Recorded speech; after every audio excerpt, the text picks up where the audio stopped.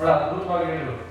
ನೀವೇನು ಅಭ್ಯಾಸ ಇಟ್ಕೋಬೇಡಿ, ಅಭ್ಯಾಸ ಇಟ್ಕೊಳ್ಳಿಕ್ಕೆ ಹೋಗ್ಬೇಡಿ, ಇರೋದ್ರಲ್ಲೇ ಸಹಜವಾಗಿ ಜೀವನ ಮಾಡುವಂತ ಬಗೆಯನ್ನ ಕಲೆಯನ್ನು ನೀವು ತಿಳ್ಕೊಳ್ಳಿ, ಬಹಳ ಸಂತೋಷವಾಗಿರ್ತೀರಿ, ನೀವು ಜೀವನವನ್ನ ಯಶಸ್ವಿಯಾಗಿ ಪೂರ್ಣ ಮಾಡ್ತೀರಿ, ಒಂದು ಮುಕ್ತಿ ಸಿಗುತ್ತೆ ಬದುಕಿನಲ್ಲಿ, ಸಾಲ್ವೇಷನ್ ಸಿಗುತ್ತೆ, ಸಕ್ಸಸ್ ಸಿಗುತ್ತೆ ಅಂತ ಹೇಳಿ. ಆದ್ರೆ ಇವತ್ತು ಆಹಾರ ಬೆಳೆಯುವ ದಾಟಿಯಲ್ಲಿ ಜನಸಂಖ್ಯೆಗೆ ಆಹಾರ ಕೊಡಬೇಕು ಅನ್ನೋ ಉದ್ದೇಶಕ್ಕೋಸ್ಕರ ರಾಸಾಯನಿಕ ಗೊಬ್ಬರಗಳನ್ನ ಬಳಸಿಕೊಂಡು ಆಹಾರ ಉತ್ಪಾದನೆ ಮಾಡಿ ನಾವು ಮಾರ್ಕೆಟ್ಗೆ ಬಿಡ್ತಾ ಇದೀವಿ. ಅದು ನಾವೆಲ್ಲ ತಿನ್ನೋದ್ರಿಂದ ಇವತ್ತು ಬಹಳಷ್ಟು ಮಾರಕ ರೋಗಗಳು ಬರ್ತಾ ಇವೆ. ಈ ಒಂದು ಕಾರ್ಯಕ್ರಮ ಮುಗಿಸಿ ಬಂದ್ವಿ, ನಿಮ್ಗೆಲ್ಲ ಗೊತ್ತಿರಬಹುದು ಡಾಕ್ಟರ್ ಲಿಂಗೇಗೌಡರು ಅಂತೇಳಿ ಕಿದ್ವಾಯಿ ಸಂಸ್ಥೆಯ ಡೈರೆಕ್ಟರ್ ಆಗಿದೆ. ಬಹಳ ಒಳ್ಳೆ ಡಾಕ್ಟರ್ ಕುಬೇರಿಟ್ಟರು ಡಾಕ್ಟರ್ ಲಿಂಗೇಗೌಡರು ಮಾನವತಾವಾದಿ. ಕಿದ್ವಾಯಿ ಆಸ್ಪತ್ರೆಗೆ ಯಾರಾದರೂ ಸೇರಿಸಿದ್ರೆ ಸಾಮಾನ್ಯವಾಗಿ ಅಲ್ಲಿರೋ ರೋಗಿಗಳಿಗೆ ಡಾಕ್ಟರ್ಗೆ ಬೇಸರ ಆಗುತ್ತೆ. ಅಯ್ಯೋ ಇನ್ನೊಂದು ಬಂದಲ್ಲಪ್ಪ, ಎಷ್ಟು ಜನಕ್ಕೆ ಉಚಿತವಾಗಿ ಟ್ರೀಟ್ ಮಾಡೋದು, ನಾವು ಎಷ್ಟು ಜನಕ್ಕೆ ಕೊಡೋದು, ಎಲ್ಲರೂ ನರಕ ಯಾಕೆ ಅನುಭವಿಸ್ತಾರೆ, ಇದಕ್ಕೊಂದು ನರಕದಲ್ಲಿ ನಾವು ಕುತ್ಕೊಂಡು ಡಾಕ್ಟರ್ ಲಿಂಗೇಗೌಡರು ಬಹಳ ಅದ್ಭುತವಾಗಿ ಸೇವೆ. ಯಾಕಂದ್ರೆ ಹೆಸರನ್ನ ರೆಫರೆನ್ಸ್ ತರ್ತಾ ಇದ್ದೀನಿ ಅಂದ್ರೆ ಅವ್ರು ಹೇಳಿದ್ರು, ನೋಡಿ ಇವತ್ತು ಕ್ಯಾನ್ಸರ್ ಎಲ್ಲ ಕಡೆ ವ್ಯಾಪಿಸ್ತಾ ಇದೆ, ಗೊತ್ತಿಲ್ಲದಾಗಿ ವ್ಯಾಪಿಸ್ತಾ ಇದೆ, ಬೇರೆ ಬೇರೆ ಕಾಯಿಲೆಗಳು ಕೂಡ ಈಗ ಅಂಟ್ಕೊಳ್ತಾ ಇದಾವೆ, ಕಿಡ್ನಿ ಫೇಲ್ಯೂರ್ ಆಗೋದು, ಹಾರ್ಟ್ ಅಟ್ಯಾಕ್. ಬೆಳಗ್ಗೆ ಒಬ್ರು ಫೋನ್ ಮಾಡಿ, ಯಾಕೆ ನೀವು ಪ್ರೋಗ್ರಾಮ್ ಬರಲಿಲ್ಲ ಅಂದ್ರೆ, ಸ್ವಾಮಿ ನಮ್ಮ ಮನೆಯಲ್ಲ ಹಾರ್ಟ್ ಅಟ್ಯಾಕ್ ಆಗೋಯ್ತು. ಯಾರಿಗೆ? ರೈತ ಏನ್ ಮಾಡ್ತಿದ್ದ, ಜೋಳ ಕೊಯ್ತು ಮುಂದೆ ಬೆಳಗ್ಗೆ ನೆರಳು ಹಾಕಕ್ಕೆ ಅಂತ 7 ಗಂಟೆಗೆ ಹೋಗಿ ಇಬ್ಬರಲ್ಲಿ ನೆರಳು ನನಗೆ ಹಾರ್ಟ್ ಅಟ್ಯಾಕ್ ಅಲ್ಲಿ ತಿಳ್ಕೊಂಡಿದ್ದೆ. ನಾನು ಅನ್ಕೊಂಡೆ ಯಾಕೆ ರೈತರಿಗೆ ಹಾರ್ಟ್ ಅಟ್ಯಾಕ್ ಬರುತ್ತೆ, ಇವಾಗ ವಿಚಿತ್ರ ಆಯ್ತಲ್ಲ. ಯಾರೋ ಬೆಂಗಳೂರಲ್ಲಿ ಅಥವಾ ಸಿಟಿಲಿ ತಿಳ್ಕೊಂಡು ಜೋಳಿ ದೇಹ ಮಾಡ್ಕೊಂಡು ಏನು ಕೆಲಸ ಮಾಡಿದ್ರೆ ವೇಸ್ಟ್ ಮಾಡಿಬಿಟ್ರೆ ಅವ್ರಿಗೆ ಬೇಕಾ ಹಾರ್ಟ್ ಅಟ್ಯಾಕ್ ಆಗಲಿ ಅಲ್ವಾ. ಆ ರೈತರಿಗೆ ಹೆಂಗ್ ಬರುತ್ತೆ ಈಗ ಆ ರೀತಿ ಆಹಾರ ಕ್ರಮಗಳು ಮೋಸ್ಟ್ ಬೆಳಗ್ಗೆ ಟೀ ಕುಡಿದೋಗಿತ್ತು, ಗ್ಯಾಸ್ಟ್ರಿಕ್ ಇತ್ತು, ಏನಾಯ್ತು ಗೊತ್ತಿಲ್ಲ, ಹಾರ್ಟ್ ಅಟ್ಯಾಕ್ ಆಗಿದೆ. ಅವಾಗೇನು ಬೆಳಗ್ಗೆಯಿಂದ ನಾವು ವಿಚಾರಿಸ್ತಿದ್ದೀನಿ ಅಂತ ಅವೆಲ್ಲ ಕೇಳಿದ್ರೆ ನನಗೆ ಕೇಳಲಿಕ್ಕೆ ಆಗಲಿಲ್ಲ. ಯಾಕೆ ನಾನು ಬೆಳಗ್ಗೆ 5 ಗಂಟೆ ಇದ್ದು ಎಲ್ಲೂ ಒಂದು ನಿಮಿಷ ಗೊತ್ತಿಲ್ಲ, ಸಂಚಾರ ಮಾಡ್ತಾ ಇದ್ದೀನಿ. ಯಾವಾಗ ಮಂಡ್ಯಕ್ಕೆ 2ನೇ ಸಲ ಬರ್ತಾ ಇರೋದು, ಬೆಳಗ್ಗೆ ನಾನು ಮಂಡ್ಯಕ್ಕೆ 2ನೇ ಸಲ ಬರ್ತಾ ಇರೋದು. ನಾವೀಗ ಒಳ್ಳೆ ಕಾರ್ಯಕ್ರಮ ಮಾಡಿದ್ರೆ ಒಂದ್ ಕಡೆ ಸ್ಯಾಕ್ರಿಟೀಸ್ ನನಗೆ ಏನಿಸುತ್ತೆ, ಮೋಸ್ಟ್ಲಿ ನಮ್ಮ ಪಾಸಿಟಿವ್ ಕಮಾಯಿಯವರು ಸ್ಯಾಕ್ರಿಟೀಸ್ ಇರ್ಬೋದು ಅಂತ ಅನ್ಸುತ್ತೆ. ಅವ್ರು ಮಾತಾಡಿದ್ರು, ಒಂದ್ಸಲ ಕರೆದ್ರೆ ಅದನ್ನ ಕರೆಯಲು ನೇರವಾಗಿ ನಿಷ್ಠುರವಾಗಿ ಸತ್ಯ ಮಾತಾಡ್ತಿದ್ವಿ.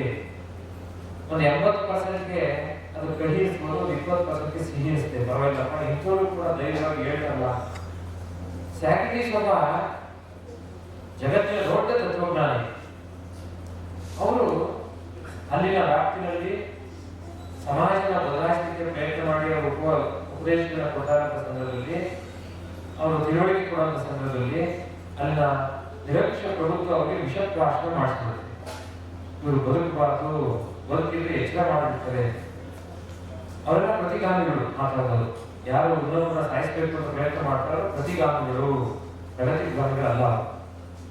ಅವರು ಒಂದ್ ಕಡೆ ಹೇಳ್ತಾರೆ, ಮತ್ತು ಈ ಸ್ಟೇಟ್ಮೆಂಟ್ ಅವ್ರಿಗೆ ಅನ್ವಯ ಆಗುತ್ತೆ ಅನ್ನೋ ಉದ್ದೇಶಕ್ಕೋಸ್ಕರ ನಾನು ಈ ಸಾಂಕೇತಿಕವಾಗಿ ಹೇಳಿಕೆ ಬಯಸ್ತಾ ಇದ್ದೇನೆ.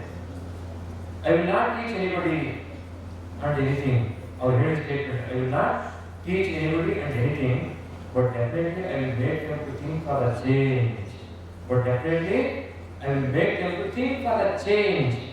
ಈಗ ನಮ್ಮ ಪಾಸಿಟಿವ್ ತಮ್ಮಯ್ಯವರು ನೇರವಾಗಿ ಸಿದ್ಧಾಂತವನ್ನು ಹೇಳ್ತಾ ಇಲ್ಲ, ಅವರು ಪ್ರಾಕ್ಟಿಕಾಲಿಟಿಯಲ್ಲಿರುವಂತಹ ಕಂಡುಕೊಂಡ ಪ್ರಯೋಗದ ಅಂಶಗಳನ್ನ ಸತ್ಯಗಳನ್ನ ತಿಳ್ಕೊಂಡು ಹೇಳ್ತಾ ಇದ್ದಾರೆ.